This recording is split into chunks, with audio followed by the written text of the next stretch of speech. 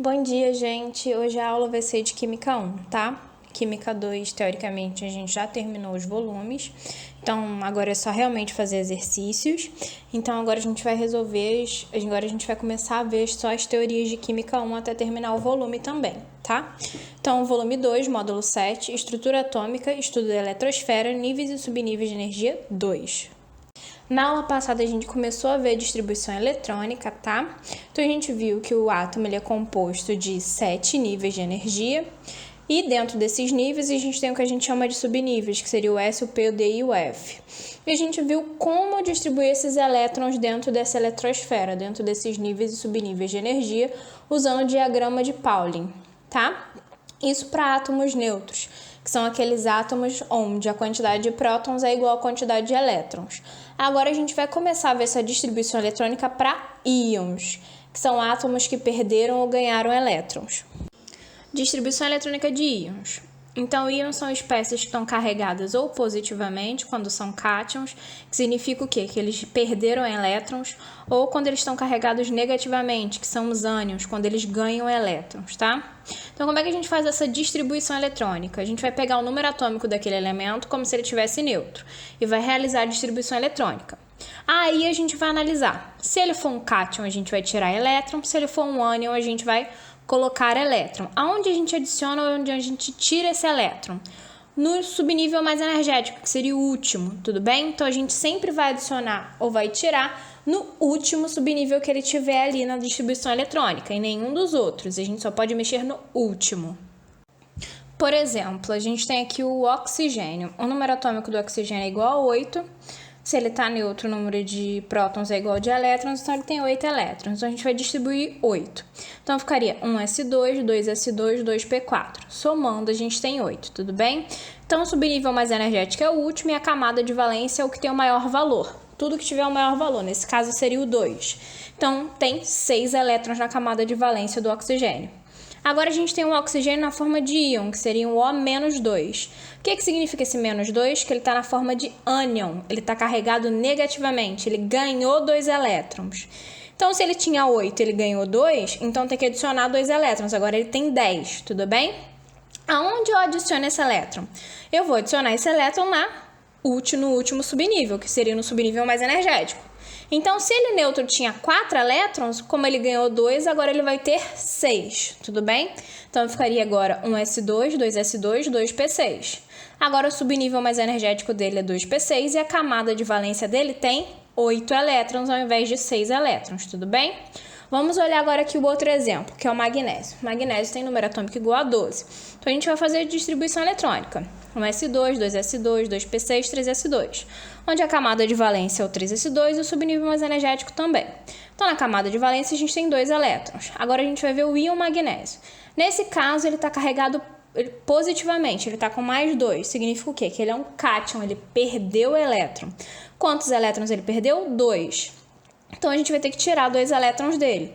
Da onde a gente tira? Do subnível mais energético. Se era 3s2 e a gente tirou 2 elétrons, teoricamente ele perdeu esse subnível, ele não tem mais. Então, a nova configuração dele seria 1s2, 2s2, 2p6.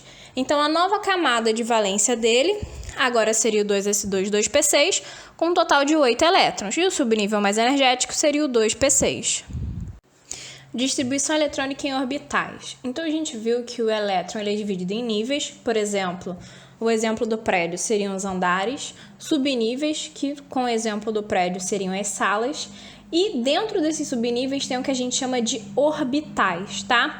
O que é o orbital? Orbital nada mais é do que a região com a maior probabilidade de se encontrar um elétron. Então, é dentro desse orbital que o elétron vai ficar. Tá? Então, se a gente for considerar o prédio, o nível são os andares, os subníveis são as salas e os orbitais seriam, por exemplo, armários dentro dessas salas onde os elétrons ficam, tá? Então, como é que a gente faz essa distribuição considerando agora os orbitais? A gente vai seguir 2 regras, a regra de Hund e a regra do princípio de exclusão de Pauling. Então, o que a regra de Hund vai falar? Que a gente tem que preencher esses orbitais de forma que esses elétrons fiquem desemparelhados. O que seriam desemparelhados? Que eles fiquem sozinhos. A nossa intenção é distribuir com a primeira ordem que a gente vai usar seria que eles ficassem sozinhos. Por quê? Os elétrons não têm cargas iguais, que seria carga negativa. Consequentemente, sinais iguais causam repulsão. Então, para diminuir essa repulsão, a gente tenta deixar esses elétrons desemparelhados, que seriam sozinhos, tudo bem? Cada um na sua caixinha. E o princípio de exclusão de Pauli, ele vai falar que dentro de cada orbital cabe no máximo 2 elétrons, tudo bem? Então, dentro de cada orbital, dentro de cada armário, cabe apenas 2 elétrons. Então, o subnível S é aquele subnível onde tem um armário só, onde a gente só tem uma caixinha. Então, teoricamente, só cabem 2 elétrons, por isso que é S2, tá? O subnível P é aquele subnível em que a gente tem 3 armários, que seriam 3 caixinhas. Por quê? Porque o subnível P cabe no máximo 6 elétrons, onde cada caixinha cabe 2, tudo bem? O D é aquele que tem 5 armários, que seriam 5 caixinhas. Por quê? Porque no subnível D cabem um total de 10 elétrons no máximo. E o F, que é o 14, que seriam 14 elétrons, vão ter 7 caixinhas, que seriam 7 armários, porque cada caixinha cabe 2. Então, seria um total de 14 elétrons no máximo, tá? Então, como é que ficaria a distribuição? Vamos olhar o exemplo aqui do lado. Então, a gente tem o hidrogênio com 1 elétron. Então, a distribuição dele seria um S1. Então a distribuição dele é o subnível S. Então, a gente desenha o subnível S e coloca ali uma setinha, tá? A gente sempre primeiro coloca a setinha para cima e depois as setinhas para baixo. Por exemplo, se a gente for preencher o subnível P, como aqui no caso do carbono, carbono, 6 elétrons. Então, ficaria 1s2, 2s2, 2p2, tá? Então, o P tem 3 caixinhas, então a gente vai colocar as setinhas para cima. Uma caixinha, depois a gente pula a caixinha e vai para outra caixinha, sempre colocando para cima. Quando a gente termina de preencher todas as caixinhas do subnível, aí que a gente volta preenchendo, só que agora para baixo, tá? Então a gente começa preenchendo para cima, um em cada caixa. Quando acaba as caixas vazias, a gente volta para o início, só que agora preenchendo para baixo, colocando essa seta ao invés de estar para cima, agora a seta vai estar para baixo. Tudo bem? Exceções na distribuição eletrônica. Então, nem todos os átomos eles vão seguir a distribuição eletrônica de Linus Pauling, tá? Isso acontece muito com os metais. Então, aqueles metais de transição, que são os metais que estão no meio da tabela, e uma parte daqueles que estão ali embaixo, eles geralmente terminam com uma configuração D ou F, que são subníveis grandes, que dão bastante elétron, consequentemente são muito instáveis. Então, por esse motivo, alguns têm uma configuração um pouco alterada, tá? Desses subníveis, principalmente aqueles que não estão totalmente preenchidos, que não tem todos esses subníveis D e F totalmente preenchidos. Então, a gente tem uma alteração para estabilizar aquele elemento. Então, vamos ao exemplo. A gente aqui tem cromo com o número 24 de número atômico. Então, se a gente fizesse a distribuição eletrônica de acordo com o Linus Pauling, então ficaria 1s2, 2s2, 2p6, 3s2, 3p6, 4s2, 3d4. Tudo bem? Reparem os orbitais que tem ali. Então, no final, a gente tem um orbital S e um orbital D. O que acontece? A gente tem um orbital S totalmente preenchido com 2 elétrons e a gente tem um orbital D com 4 elétrons, tá? Então, se vocês forem reparar, a gente está com um armário ou uma caixinha sem um elétron. Isso deixa o átomo instável. Então, o que seria melhor para estabilizar esse nível D, que é um nível de maior energia? A gente pegar um elétron desse nível S e passar para ali. Consequentemente, a gente estabiliza a energia daquele átomo, tá? Então, olha o que eu fiz embaixo. Embaixo eu peguei um elétron do subnível 4s e joguei para o subnível D. Agora eu tenho todas as caixinhas preenchidas com elétrons desemparelhados. Eu estou seguindo a regra de Hund. Então, esse elétron ele acaba se tornando mais estável. Então, o que aconteceu com a configuração dele? Ficou assim, 1s2, 2s2, 2p6, 3s2, 3p6, 4s1, 3d5. Agora, eu estou com pelo menos um elétron em cada caixinha do D, o que tornou esse átomo mais estável, tudo bem? Vamos olhar o cobre aqui também. Cobre, com o número atômico 29. Então, seguindo a regra de Linus Pauling, ficaria 1s2, 2s2, 2p6, 3s2, 3p6, 4s2, 3d9. Então, o que aconteceu? Ele ficou com um elétron faltando no subnível D, o que deixa ele mais instável para o subnível D ser mais energético, precisar de mais energia. Então, o que eu vou fazer? Eu vou tirar um elétron do subnível S e vou passar para lá. Então, em vez de ficar 4s2, agora vai ficar 4s1 e 3d10. Agora, eu completei todo o subnível D. Isso, consequentemente, deixou o meu átomo mais estável. Tudo bem? Então, a nova configuração do cobre ficaria 1s2, 2s2, 2p6, 3s2, 3p6, 4s1, 3d10. Agora, o subnível dele está totalmente preenchido. Vamos continuar na disciplina de Química 1, módulo 8, volume 2, estrutura atômica, estudo da eletrosfera, números quânticos. Então, agora a gente vai estudar os números quânticos como o principal, o azimutal, o magnético e o spin. Então, agora vai ser alguns números que vão caracterizar esse elétron que vai estar ou na última camada de valência ou no subnível mais energético, dependendo do que o exercício for te pedir. Números quânticos. Então, o Schrödinger ele resolveu, a partir de equações matemáticas, soluções que determinam a região do espaço com a maior probabilidade de se encontrar um elétron, tudo bem? E essa região no espaço a gente chama de orbitais. Então, os orbitais são locais com a maior probabilidade de se encontrar um elétron, tá? Então, quando esses elétrons eles se distribuem em vários orbitais de um átomo, eles acabam se diferenciando um dos outros, eles não são iguais. E isso a gente chama de números quânticos, tá? Então, o número quântico nada mais é do que códigos matemáticos utilizados para a gente encontrar esses elétrons. Então, uma observação. 2 elétrons não podem apresentar o mesmo número quântico, tá? Então, eles não vão apresentar todos os números iguais. Se tiver, é porque alguma coisa está errada, tudo bem? Número quântico principal, que a gente pode chamar de N. Ele é um número quântico que vai indicar o nível energético que aquele elétron vai estar na camada de valência, tudo bem? Então, em qual nível o elétron está? Isso seria o número quântico principal. Então, o número quântico vai de 1 a 7 igual às camadas, que vão de K a Q. Então, K, o número quântico seria 1, L, o número quântico seria o 2, M, o número seria o 3, N, o 4, O, o 5, P, o 6 e Q, o 7. Número quântico secundário ou azimutal, que a gente representa pela letra L. Então, ele vai indicar qual subnível que vai estar esse elétron, tá? Então, se é no subnível S, no P, no D ou no F. Então, se ele estiver no S, o número quântico dele vai ser 0. Se ele estiver no P, o número vai ser 1. Se ele estiver no D, o número vai ser 2. E se ele estiver no F, o número vai ser 3. Subnível S, que é o L igual a 0. Então, como fica a forma desse orbital? Os subníveis S, eles têm formato esférico, tá? Só vai mudar de acordo com o nível que ele tá, que aí aumenta o tamanho dele. Mas o formato desse subnível seria esférico, se a gente for pensar numa terceira dimensão. O subnível P, L igual a 1, ele vai conter 3 orbitais, então ele já vai estar em 3D, ele já vai estar no eixo X, Y e Z, tudo bem? Então, é como se fossem 2 balões grudados, que ele vai estar nesses 3 eixos, tanto no X, quanto no Y, quanto no Z. O subnível D, ele vai ter 5 orbitais, então esse formato que vocês estão vendo aí. Então, eles vão estar em várias direções diferentes, eles vão estar em cima do eixo e vão estar fora do eixo, tá?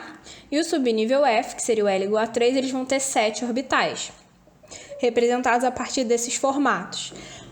Vocês não precisam decorar esses formatos, tá? Vocês não veem isso profundamente, é só por um conhecimento mesmo, para vocês entenderem que cada subnível desse no espaço tem esse formato, tudo bem? Cada orbital dentro desse subnível vai ter esse formato. Número quântico magnético, representado pela letra M ou pela letra ML, tanto faz qual vocês vão usar.